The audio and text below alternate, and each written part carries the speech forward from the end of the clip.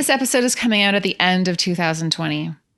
Chances are you have been thinking about 2021 and are setting some goals and resolutions and intentions or whatever you want to call it for the new year. If you're a stepmom, you may also be thinking about ways you can minimize stepfamily stress and improve relationships next year. Chances are COVID amped up your stepfamily stress this year, and you are not sad to say goodbye to 2020. If any of this resonates with you and you are looking for change, I just released a free ebook with 16 questions that stepmoms should ask themselves before 2021. As Dr. Phil says, you can't change what you don't acknowledge. And this is a really good time to do an audit on your stepfamily life so you can set the foundation to improve things next year. Now, if you're content feeling overwhelmed and like you have no control of your life, damned if you do, damned if you don't, like you don't know your place, like your stepfamily stressors are consuming your life and you're fine in your high conflict co-parenting situation, just keep doing what you're doing. Don't download this guide. But if you are ready to feel happier and confident and more in control amongst the extra stress, you can download your copy at www.jamiescrimger.com/stepmom audit.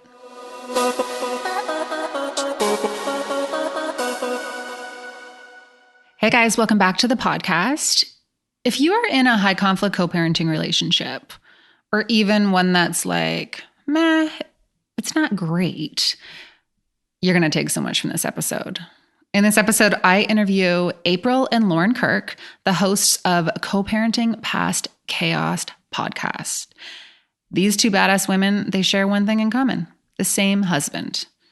Well, not currently the same husband. April is married to Loren's ex-husband. So they've shared the same husband just at different points in time. And now they all co-parent 6 children.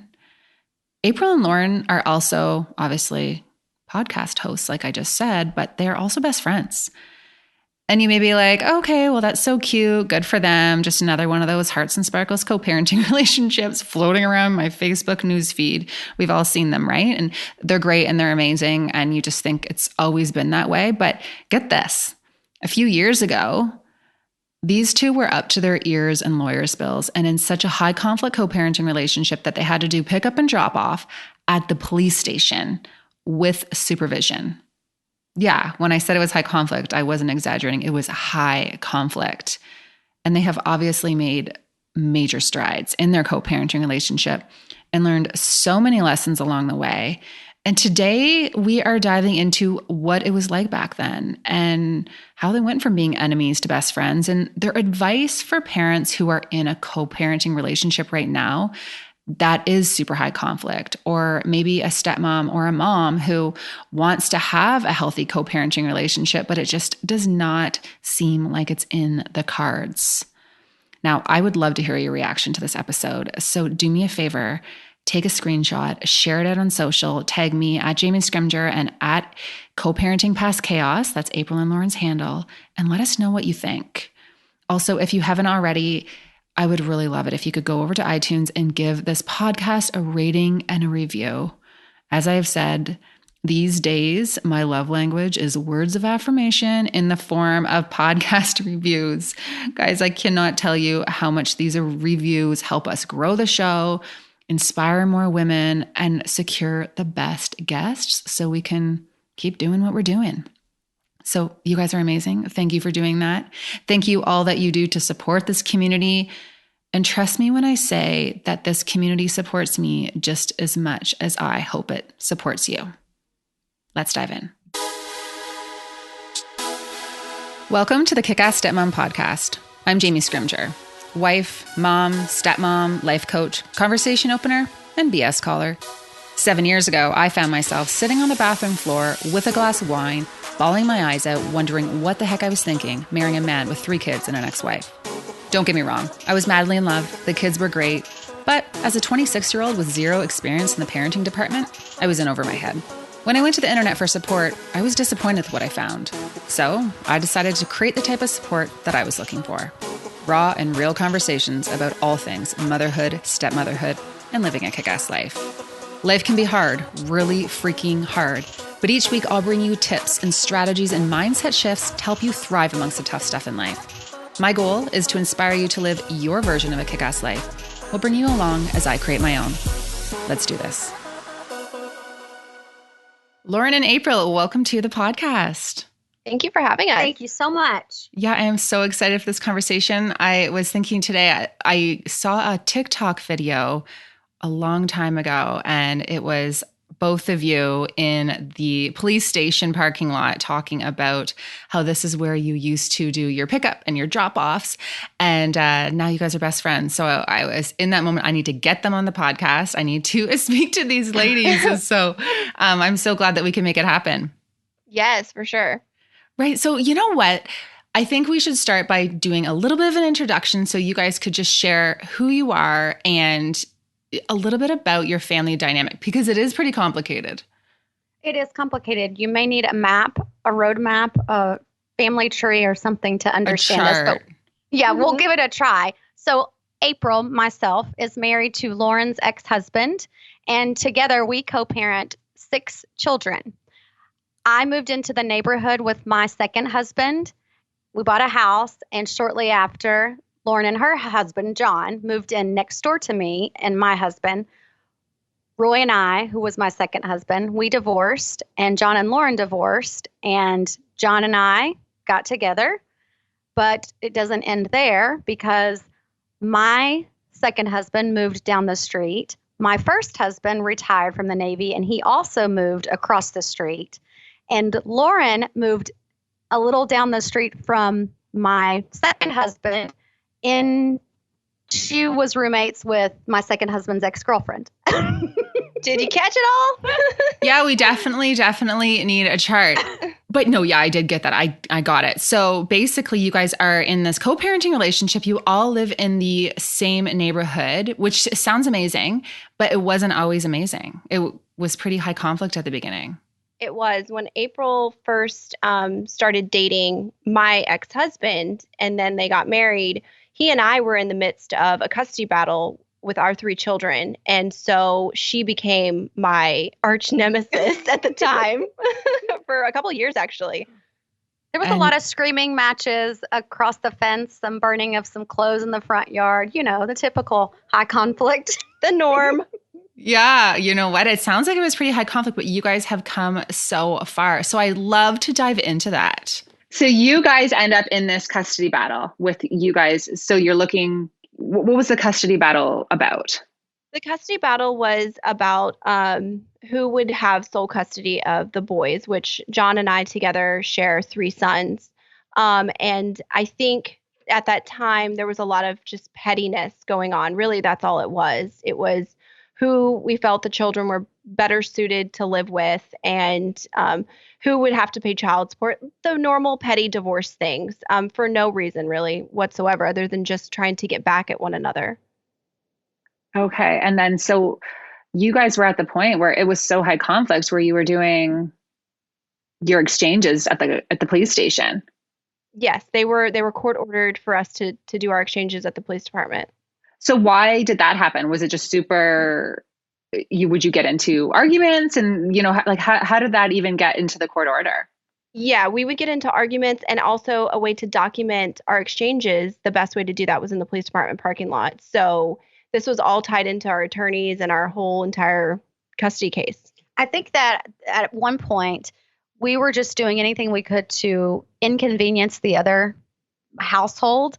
And John would say, okay, I don't want Loren to be able to pull up into our driveway. And then Loren would say, okay, I don't want John to be able to come to my home, period. So we're like, okay, well, the attorneys and judge, just ordered us to all meet at the police department that way. So you guys are at the police station. You just said, so it was super high conflict until you decided to stop. What made you decide to stop? Ultimately, it boiled down to April and I. Really, we were just 2 women that were battling this out, trying to, be petty with one another. And I had to come to this place of extreme vulnerability in my life and what I was going through and my struggles. And the one person that I was battling against might be someone that I could actually reach out and ask for help. And so I did. And April is the most stubborn woman on the planet, and she was determined to make me her friend no matter what it took. So I finally let the walls down and was like, okay, let's be friends now. So what does that look like when she's determined to make you her friend? Oh, I'm a stalker. she is. She's a clinger. She will text me and call me. And no, she really did try. And we both at different times did try to mend the relationship. But we had this ex-husband and this new husband that was in the middle. And we weren't getting past the sides of him that we each knew. And so we kind of had to remove him from the situation and be like, no, I'm going to get to know this woman for exactly who she is for both of us. Mm-hmm. And do you think that that's where a lot of moms and stepmoms run into issues? Because I've had conversations with my husband and just lots of stepmoms who I talk to. It's, we hear their side of the story and their perspective, and it's tainted based on their experiences, and it has to be aligned with the story they're telling themselves now. Like there are so many missing pieces when we're getting our information about, say, the ex or whoever from another person. Absolutely. I think for Lauren and I, it was very important that we seen each other as just two individual women, not as the wife and the ex-wife or the mom and the stepmom. We were two women that had the same end goal in sight, and that was to make sure that our children had the most amazing life that they possibly could. I know Lauren reached out for her own reasons, but I wouldn't give up and Lauren did as well, come from a broken home, but I did when I was growing up. My parents were not married, and it was very hard on me. I never wanted my children to go through that. So being divorced prior, I had already co-parented for years and years with my first husband because we have two daughters together. I knew what it should look like in my mind. I knew what I wanted it to look like. And I felt like, honestly, it would never get that way between Lauren and John. But I wasn't going to give up. And quite frankly, I was tired of being in debt because attorneys are not cheap. No, I hear you. They are not cheap at all. And what do you say, though, too? Because I know there's so many stepmoms who will say to me, I'm trying to have a good relationship with the ex. I really want to reach out and have this relationship, and she wants nothing to do with me, or she won't acknowledge my existence. What's your advice to that? Because obviously you guys didn't come to that, place at the exact same time. I think, like Lauren said a minute ago, first of all, communication is the key. Like, you have to be open to communicating with that person. I understand we have a friend that's going through this, and her ex-husband will not allow his new soon-to-be wife have a relationship at all with her. But for us, we put everything aside to make sure that our children have the best lives. You need to be vulnerable. As a woman, I know that's very hard. As women, we are kind of scared of that, quite frankly. But you have to have that vulnerability in order to really be able to trust one another. You do. And I think that as a bio mom, that fear of someone else coming in on your territory, it's a pride that is very hard to let go of.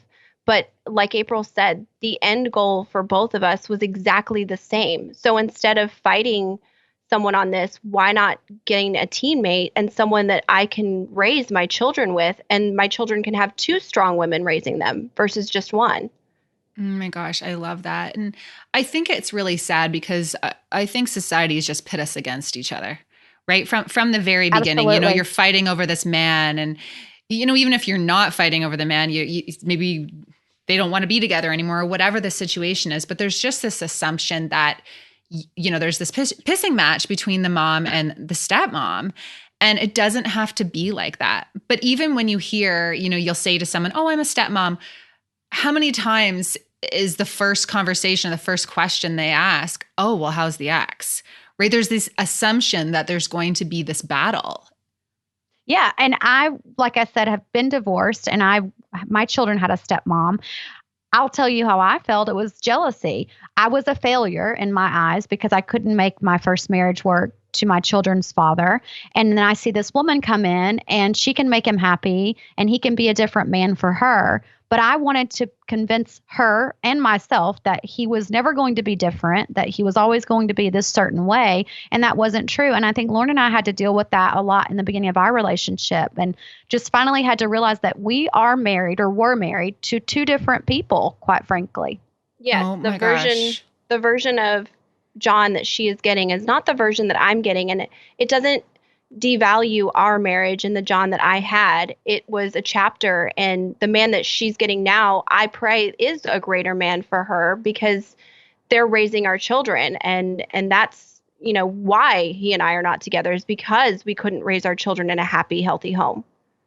That is so interesting that you say that, because, Darren and I have talked about that so many times. It's, I have a different husband than you were in your first marriage, and I get a better version of you because you have learned so many lessons. Everyone grows, right? Well, hopefully everyone grows, learns from their mistakes, and you become a better person based on the experiences that you have. So I love that you guys say that, because it really is two different men, or two different phases of their lives. Yeah, Lauren was the starter wife. She got to break him in, and then now I get the good part. You're welcome. Yeah. Yeah, you owe it to her. I do. Thank you. I love it. So when you guys called this truce, what was the final day when you guys actually decided, okay, we're gonna do this differently? December 23rd. I really remember that. It really was shortly after New Year's. Before. Was it before? Mm-hmm. I had gone through a really bad breakup at the time. And when we called the truce, I think in the beginning, there was a lot of hesitancy that we would kind of take 12 steps backwards. But we didn't let that deter us. We kept going forward. We started off small. We'd call each other every day. We'd tell stories. We'd include each other in a piece of our own personal lives, not necessarily our co-parenting or the children. It was like we slowly were building this friendship with a person that I'd never met before. What did you talk about when you called each other every day? Just the kids or other things? No, we would talk about just random things. Like, for example, I called her because I needed to buy a couch and I didn't want to go couch shopping by myself. And she's like, you want me to go? And I'm like, well, why not? So we went couch shopping, and it turned into us talking about our childhood and our marriages and just life for 2 hours. So it was really about getting to know each other as people, not the stepmom exactly. and the mom. We didn't want to be April, John's wife, or Lauren, John's ex-wife. We wanted to be April and Lauren, individual women, and to build a bond with each other. That is so, I love that perspective. I've never heard it like that. And so what did John think? No. I remember we were one morning having coffee in bed, and I was like, so I'm going to be friends with Lauren. He was like, no, you're not. I'm like, no, really? Did you forget you're married to this woman who doesn't take no for an answer? I'm going to be friends with her. And he said, it's going to backfire. I just don't think it's a good idea. He knows that I really do put my heart and soul into everything I do, 100%. And I think he didn't want to see me get hurt, but also he didn't want us to kind of compare stories like we do. Yeah, he wasn't on board in the beginning, but he really is one of our biggest supporters. And actually, I think he loves that we're friends now. I think it really gives him like a very calm, peaceful life. Well, we make his life easier. We do.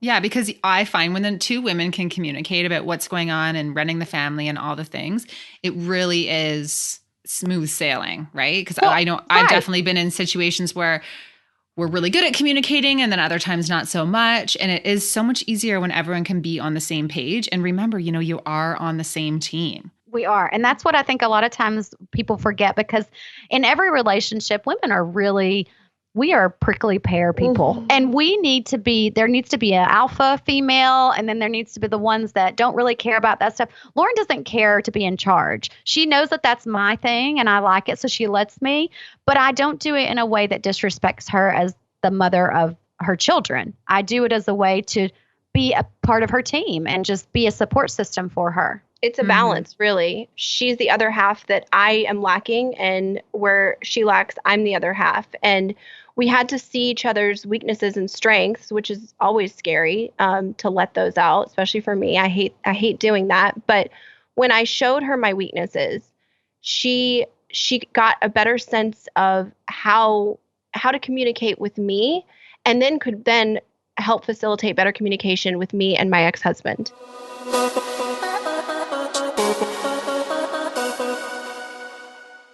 This episode is sponsored by Stepmom Magazine. Guys, Stepmom Magazine is probably one of the only stepmom resources that I check out on a regular basis.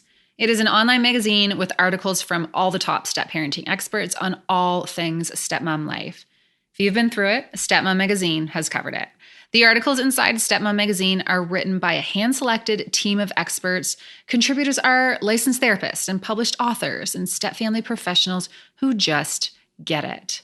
Stepmom magazine also has ebooks that you can download if you're struggling with a particular issue, such as disengaging or dealing with the ex or having an R's baby and more. It is a super cost-effective way to get support and, most importantly, reassurance that you're not alone. It is such a great feeling when you get the monthly email letting you know that the monthly edition is ready. The articles are always so timely. To subscribe, head to www.stepmommagazine.com and use the code Jamie20 to save 20%. Again, that's www.stepmommagazine.com and use the code Jamie20 for 20% off. Huge thanks to Revival by Martin Co. for supporting this episode. Revival by Martin Co. creates sustainably handcrafted, reclaimed wood watches that not only are freaking gorgeous, but are designed with materials to uplift your spirit. Founded by husband and wife duo Dana and Jeff Martin, Revival by Martin Co. is passionate about self-empowerment and empowering women and children all over the world. Not only do I love their watches, but I absolutely love the mission behind it. 25% of proceeds from every watch purchased is donated to WaterAid Canada. WaterAid is an international not-for-profit determined to make clean water, decent toilets, and good hygiene normal for everyone, as it should be. Darren and I both wear our Revival by Martin Co. watches all the time and are always asked where they're from. Darren wears the Ebony Ignite, and I am obsessed with my Sandalwood Clarity watch. Head to www.revivalbymartinco.com to check them out and use the code Jamie15 for 15% off. That's www.revivalbymartinco.com and use the code Jamie15 for 15% off.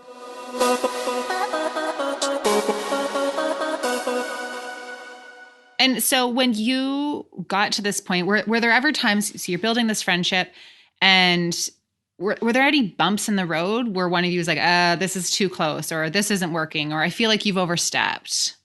Lauren and I never had boundaries. We are not those people.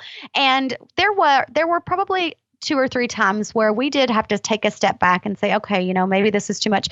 Because you have to remember, we did go through a 2.5-year bitter custody battle, and there were a lot of hurtful things said. There were some things done that, you can't take those things back. We hashed every one of those things out. We literally, I don't let Lauren get away with not talking to me. So I do like an intervention, and I'll sit everybody down. I'm like, okay, we're going to talk about this, and we're going to get it all out in the open, and we're going to fix it, and we're going to move forward because we have a job to do, and we can't just not be a family. That's not a possibility for us. We have all these children that depend on us and need us, and it's our job to make sure that they have a great life, even though we aren't married to their biological parents. That's right. I think the hardest part has been now kind of defining, this is my best friend, but she's also married to my ex-husband, and where is that line? How far can I push this sometimes? Or what? You constantly in the back of your mind are having to remember the respect level of, she is married to this man. So when I come to her with a conflict of our co-parenting, she's my best friend. She has to hear me vent, but also I have to be respectful of their marriage. Mm-hmm. And so do you guys still have conflicts? Because I sometimes think we see these people online and everyone's wearing the jerseys, or we're best friends now and all these things. But I know co-parenting is really freaking hard. And there has to be times where you're not on the same page, or you're feeling overwhelmed, or you're upset from something someone has said or taken it the wrong way. Like, how do you guys handle that? We truly do talk about everything. When I say everything, I do mean everything. If we ever have anything that we need to get off our chest, or if somebody's upset the other or anything, we just go to the person and we talk about it. Yeah. And then it's like you said, you just sit down, come up with a resolution, decide you got to move on. Yes, basically. Most of the time, I will say our conflict has always been with me and my ex-husband. So I will go to April immediately and say, this is what's bothering me. I need to vent for a second, but also how do we fix this? And she'll sit us all down. She'll communicate that to him in a way that he'll maybe not feel as attacked if I were to come at him with it. And then he and I can eventually sit down. So it's kind of a buffer, I would say. She's a helper. She's a teammate in all of this. April, do you ever feel like it's a lot for you to take on? Oh, yes. I'm sorry. It is. I mean, I even still, because John is not as involved in the co-parenting as I would like him to be, or as Lauren would like him to be. And it's difficult. I have felt in the past that I've am very much in the middle, and it's hard because I have this woman that I love and she is truly my best friend, but I also have this man that I'm so much in love with, and he is the other half of me. But as a woman, I can see the things that he needs to do differently. But as a wife, I want to protect him. It's just really hard sometimes. But like I said, we just understand that. And we do try. Loren is really good about coming to me and saying, okay, look, I need to talk to you as my best friend. And it's not going to be good because it's about your husband. And I try to, I have to wear different hats, and I get it. And then I'll take that hat off and I'm like, if this is my best friend, what would I say? And I pick that. If this was me talking to the ex-wife, I'd be probably pissed. But I don't, because I don't know. I don't know how I am able to differentiate that, but I do, and it just works for us. Well, yeah, it sounds like you guys are very committed to what you have going on, right? And it's working, so you don't want to do anything to jeopardize that. Absolutely. What does the schedule look like for you and the kids then? Because you all live in the same neighborhood. What does that look like in terms of parenting time? So with the 3 younger kids, John and I's children, we do 7 days on and 7 days off. So we do a 7-day or a weekly rotation. But honestly, we see each other every single day. Every single day. We never get a break. That's just like their sleeping schedule, I guess, of whose house they're at. For April, her daughters are older, so they don't live at home. And then with Tanner. Well, Tanner is my son from my second marriage, and his dad actually just got orders to California, and we live in North Carolina. So he'll be there for 3 years, and he'll just get to see him when he can. But before that, he lived across the street. So he was coming and going when he wanted to. If he wanted to stay the night at Dad's, he could, or he would stay here, just whatever he was comfortable with. And everyone gets along and everyone feels good about that. Yes. Mm-hmm. That's so good. You guys, it's crazy just to see how far you guys have come, right? Not allowing each other in the driveway to, in and out of each other's houses, and having, barbecues or whatever together. It's pretty Loren interesting. and I, we travel together. We have sleepovers. It's so weird because we'll sit and think about it, and we're like, people really get a kick out of our lifestyle, and we don't understand because it's just normal for us. But it's almost boring. Yeah, but when we think about it, back in the 2 or 3 years ago, it was hell. Mm-hmm. It was really bad. Mm-hmm. And so, what advice do you have for people who are in the middle of that co-parenting, high conflict, transition at the cop shop, all of that, and they're exhausted? Because I do feel like when you're in this high conflict situation, you have to get to the point when you say to yourself, this is not going to be my life. I can't keep doing this anymore. But then you don't want to let your guard down, because there's also part of us that doesn't want to be a loser, right? You don't want to lose. You don't want to, be the one to, I guess, wave the white flag, if you will. Sometimes that's exactly who you have to be, though. And right. 100%. That takes compromise. And it doesn't make you any less. You're not giving up a battle of any kind. You're not losing. And that's what we have to get out of our head. A custody of any kind, or when it comes to co-parenting, it's not a battle to win. The end goal is to raise amazing children who are happy and healthy and good citizens. It's not to win them, to have them every single day, and be the only parent that makes an impact on their life. That's not what we're here for. And so I think what I always keep in the back of my mind is compromise. I would want someone to compromise with me, so I have to be willing to give that in as well.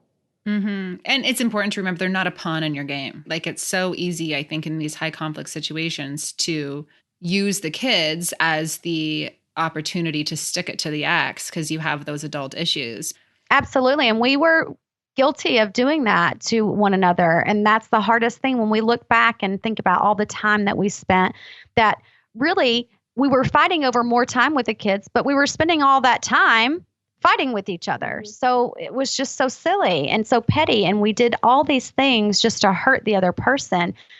And in the end, it destroyed our kids. I mean, you could tell they were hurting, and now they're thriving and they're so happy. Mm-hmm. And the only people who were really winning there was the lawyers, because they were making bank. Heck yeah. That's right. Yep. Pretty sure I bought one of them a yacht, but I don't know. Yeah. So do you guys have the same parenting values in terms of rules and expectations, or is there a fun house and a strict house? How does that look? I think we both have the same core values in our homes. And even if we do have differences that we don't necessarily agree 100% on, we're very respectful of the other parent in the household. I do think that John and I's household is a little more strict. Lauren is just a more laid back person.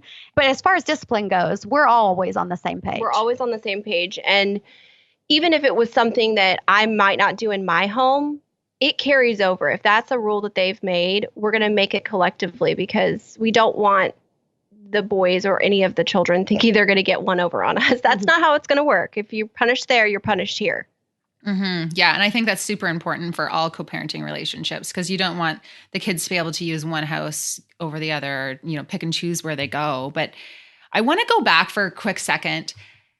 I just had this thought. So you guys decide to be friends. You're going to have this type of co-parenting relationship. Did you guys ever all sit down together and just hash everything out, or was it a slow process? It was a slow process. And what started it was when we decided to start writing our blog about our stories. And we were writing from two different perspectives. And it was very hard because a lot of these stories I hadn't shared or April hadn't shared in years, and you're rehashing them. And writing them brings up a lot of emotions. So we would both, start crying, get really frustrated with something. And that's when it was like, okay, we got to sit down this Sunday and this is when we're going to talk about it. And we'd lay everything out for 3 hours. Mm-hmm. And you guys would just talk about what happened and kind of debrief on it then? Yeah. And get the other, a lot of the stories that we told were from her perspective and my perspective, but John was the kind of the single similarity in them. And there were two different stories, and I wanted answers. She wanted answers. So poor John, we really ganged up on him for a little while there, but he was a good sport. I love it. Have you ever read the book No One's a Bitch? No. It's a book by a mom and a stepmom. You guys actually should write a book, by the way. It's No One's a Bitch, and it admittedly I didn't read the entire thing because I got the gist by halfway through because sometimes that happens. But it was talking about the same situation from two different perspectives. So they were recalling the time that they met for the very first time, and the stepmom was going to do the pickup. And the mom just recalled the situation so differently than the stepmom, but it was the exact same situation. And I think that's so important, especially in any co-parenting relationship, actually, is to know that we're all looking at the same situation from a different lens. And, I know in my situation, the way that my husband's first wife will look at situations is entirely different than my perspective. Like it's night and day in terms of what's fair and what's right. And I just find that so interesting. That's probably what the solid foundation of our blog was about, because we knew that everybody's heard this. There's 3 sides to every story: yours, mine, and then the actual truth. Well, Lauren and I decided, you know what? We want to know what that actual truth is. So we're going to tell our version individually, and then collectively, we're going to see how they add up to each other. What are their similarities and what are the differences? And let's try to work through those. You've seen this particular instance this way, but I've seen it this way. So I don't really want to right, but it makes you understand the other person and where they were coming from during that situation. Right. Now you're like, oh, I never would have thought of it like that. Yeah, because people's insecurities and just their own values and fears and all the things influence how we perceive so many of the things that happen in our lives. It's like a text message. You don't know how to take it. Okay, are you being mean? Are you being cruel? Are you being kind? Are you being funny? That's the same thing with the relationships. We didn't know in that particular moment, how was I feeling on the inside, or how was Lauren feeling on the inside, until we really broke it down piece by piece. I know. Don't you hate that with emails? You're like, are you mad? Or can you throw in a little exclamation mark or something? LOL.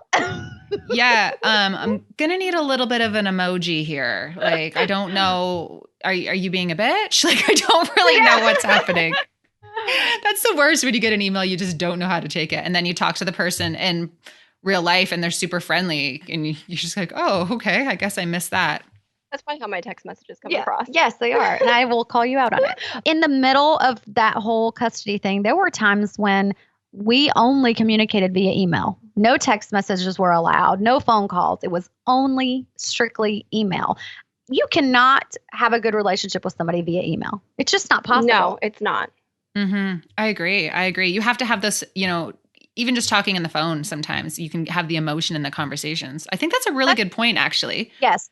And that's why I always told John, I said, we need to get face to face. He's like, oh, why do we need to do that? And I said, because I feel that it's just more personal to get someone, look them in the eye and see where they're coming from. You can see their emotions. You can see their sincerity in a conversation that you're having one-on-one with them.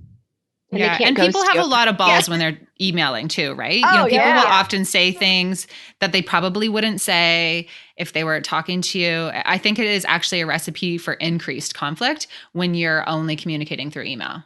Absolutely. Mm-hmm. Yeah, and the passive aggressive digs. Me. John is good at that, and Loren is just as good. Yeah, you're like, well played. Saw that one coming. Yep. That is so good. So, you know what? Your blog, let's talk about your blog for a minute. What's the mission behind it? What are you guys trying to achieve, and where do you see yourselves going with it? So like April said in the beginning, it was just kind of an insight into two different women's perspectives of the same situation over a course of, 2 years' time, and all the weird stories that we had to tell. And then eventually we wanted to be a little bit more elaborate on those specific topics. What is it like to go through a high conflict divorce? What is it like to co-parent a 23-year-old and also a 2-year-old at the same time? So we started expanding on all the different varieties of co-parenting and that people could relate to. And so what was the response to that? What has the reaction been to your blog? I think people are very interested because if anybody's like me, which I know that there are people out there. Yeah, they're nosy. They wanted to know what was going on in our lives. But Lord and I also, during this whole thing of our messy co-parenting or custody battle, we looked for help in so many places. And a lot of times when you're looking online for help, you get into these groups and it's really just a bash of the stepmom or a bash of the bio mom. And that's not what we wanted. So when we couldn't find that, we wanted to be that. We want to be that for families and let them know that, there is life after divorce and after co-parenting, and you can have a peaceful coexistence. You can actually even be friends with each other. No matter what society says you're supposed to do, you can do what you want to do. You can make your own way and you can make your own rules. So we thought, we'll make our own rule book and we'll show other families how we do it, and hopefully it'll catch on.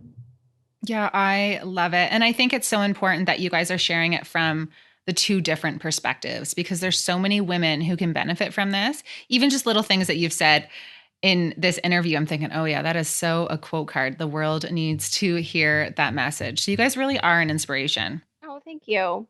Yeah, we get, I think the biggest feedback we get is, oh, that's an April, or I'm a Loren, Yeah. So you guys have learned a lot about each other through the blog. Absolutely. Mm-hmm. Even last night, John and I were having a conversation, and when he and Loren have any kind of, I don't want to say issue because they don't have issues per se, but disagreements, or if they have anything that needs to be laid out on the table, we were having a discussion about it. And I said, I know this about Loren, and there are secrets that we have. Mm-hmm. I mean, it's girl code. We have certain things that we don't tell the boys, but I will explain to him, she is a lot like me in this aspect. So maybe when you're speaking to her about this, you should come at it from this angle. You know what? You guys are on to something here. I think that, we talk a lot about as stepmoms, you need to disengage and you don't need to be involved in the conflict and in the problem solving. I don't agree with that. Yeah. And I think that it's really important to know there's no one size fits all approach. I was just talking actually to Brenda from Stepmom magazine about this. And what works for you guys may not work for our family, but there is something to be said about a stepmom who can help mitigate the conflict and help, increase the communication and just do, I don't know, women just kind of organize things better. I do really think we just do it better. Yeah, I will say that. I will for sure get some hate to my email for saying that. But honestly, everyone has their strengths. And there is something to be said if the stepmom is able to do that in a healthy way that doesn't leave them feeling depleted and resentful and all of that. There's something to be said for what you guys are doing. I agree. Co-parenting looks different for everybody. There's all different shapes and sizes of it. And this is ours. It's just perfect for us. Mm-hmm. And I love hearing about it. So thank you so much for coming on the podcast. Where can everyone find you? Thank you so much for having us. You can check out our blog www.wifestales.com. We're also on Instagram at Co-Parenting Past Chaos and Facebook at Co-Parenting Past Chaos as well. And your TikTok? Our TikTok is at April and Lo. And obviously we are podcasters as well. So it's at Co-Parenting Past Chaos. So yeah. So good. And I'm going to link all of that for everyone to check you out. Thank you so much for sharing your story, guys. I love it. Thank you for having us. All right. Chat soon. Okay, guys, if you like this podcast, please do me a little favor. Take a second and subscribe on iTunes, and then screenshot this podcast, give it a share in social media, and tell your friends what you think. And hey, don't forget to tag me so that I can thank you for helping me spread the word. Thanks so much, and I will talk to you next week.